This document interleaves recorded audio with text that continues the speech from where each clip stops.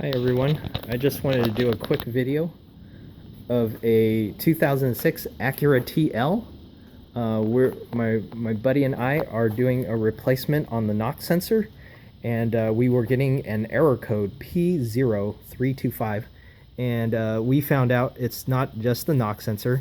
We found there was some nesting going on, as you can see here, and we pulled out the nest from there. So it was a rat. We found a rat, and then what we also found is they chewed the knock sensor. So basically, I was able to just pull this off, from inside the intake manifold over there, and this was broken off, and I had to use a 24 millimeter to remove this, and this was chewed off. So I don't know if you can get a perspective of what is this on the car, but there's the intake manifold. So, and this is the top of the intake manifold right here. So it was held by several nuts and screws.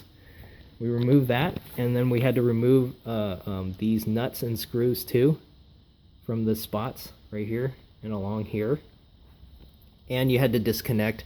To me, it was easier. I just disconnected the throttle body from here, and there was some more hoses and more connectors along here, and one more hose here and a connector, a sensor. And then we were just able to lift this thing off, and this thing weighs only like 10 pounds. It's really light.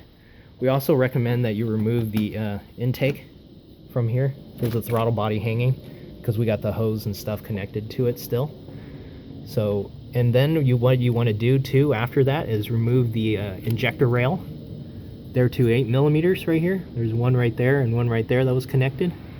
And then what was very interesting is the knock sensor. You can see it now right there. See the hole? See where my finger's pointing? That's where the knock sensor right here, this bad one, plugged into. So what I had to use, of course, is an extension ratchet. You have to use an extension, and then one that also has an elbow and a 24 connector. And then after you remove the 8 millimeter bolts, remember guys, you just pull on this and they're just suction cupped into the injector holes. And I covered it with socks on the intake manifold. And so right now we're going to go to the dealership and get a harness, a wire replacement harness for this. Let me see, where did it go? Oh, okay, it's right here. See this? That's the sensor right there, the knock sensor. We need to take that out right there. See, there's the fuel rail sensor, and behind that the wire's been chewed off, which it connects right here. That is basically the end of that.